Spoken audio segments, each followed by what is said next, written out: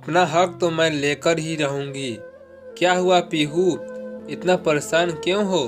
स्वाति जी ने अपनी बेटी पीहू से पूछा। कुछ नहीं माँ, ऐसे ही क्या? अपनी माँ को भी नहीं बताएगी? मंच पर जाने का तेरा नंबर आने वाला है और तू यहाँ हैरान परेशान खड़ी है।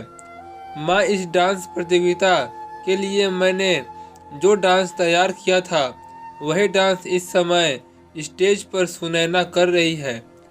मेरी डांस टीचर जो सुनैना से पक्षपाती प्यार करती है, उसे जिताने के लिए मेरा डांस उसे दे दिया। अब मैं क्या करूं? 10 मिनट के समय में मैं दूसरा डांस कैसे सोचूं? और उसका कस्टम भी तो आपको तो पता ही है। मैंने इस प्रतियोगिता के लिए इतनी मेहनत की थी, अब तो मेरे जीतने के चांस खत्म ही हो समझो। कहकर पीहू उदास होकर बैठ गई। पीहू बेटा, एक बार तुम्हारे पापा के साथ भी ऐसा ही कुछ हुआ था और उनके हाथों धोखा करने वाले उनके अपने ही थे। उनका अपना भाई और पिता। तुम्हारे परदादा की बहुत प्रॉपर्टी थी। वसीयत के मुताबिक उनकी वह प्रॉपर्टी तेरे पापा और चाचा के बच्चों के बीच बराबर बांटनी थी, लेकिन तुम्हारे दादा का रुझान अपने छोटे बेटे की तरफ था।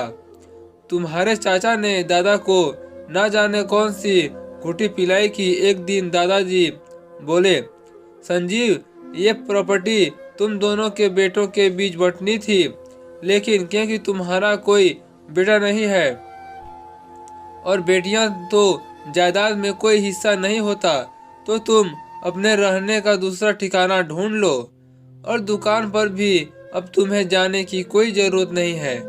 तुम्हारे पिता ने अपने पिता की बात आंख मूंद कर मान ली और छोड़ने की तैयारी करने लगे। तब तुम्हारी दादी कमरे में आई और बोली, संजीव, आज तू इस घर को छोड़कर चला जाएगा तो बहुत गलत करेगा। अपने हक के लिए खुद ही लड़ना पड़ता है। यहाँ तुम्हारी सहायता करने के लिए भगवान नहीं आएंगे। जो तुम भगवान भरोसे ये सब छोड़ रहे हो, जिंदगी के क्षण क्षेत्र में खुद ही कृष्ण और खुद ही अर्जुन बनना पड़ता है। रोज अपना ही सारथी बनकर जीवन की महाभारत को लड़ना पड़ता है, तभी तुम इस दुनिया में जी सकते हो। क्या हुआ? जो तुम्हारे सामने तुम्हारे अपने हैं, उन अपनों से भी तो तुम्हें अपना ही नहीं समझा। उन्होंने तो तुम्हें पराया कर दिया।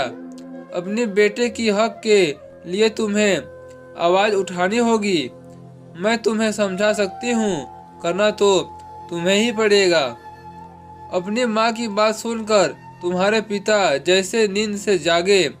सही बात है, मुझे अपने लिए खुद ही लड़ना होगा।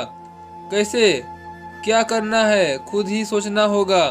कोई सारथी बनकर मुझे राह दिखाने नहीं आएगा।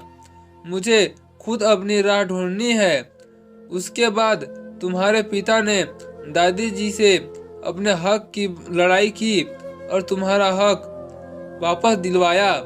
प्रॉपर्टी में बराबर के 2 हिस्से हुए। तो दोस्तों, आपको इस कहानी से क्या शिक्षा मिलती है कमेंट बॉक्स में जरूर बताइएगा। और चैनल पर पहली बार आए हैं तो चैनल को एक प्यारा सा लाइक शेयर सब्सक्राइब जरूर कीजिएगा। फिर मिलते हैं एक नए इंटरेस्टिंग वीडियो के साथ।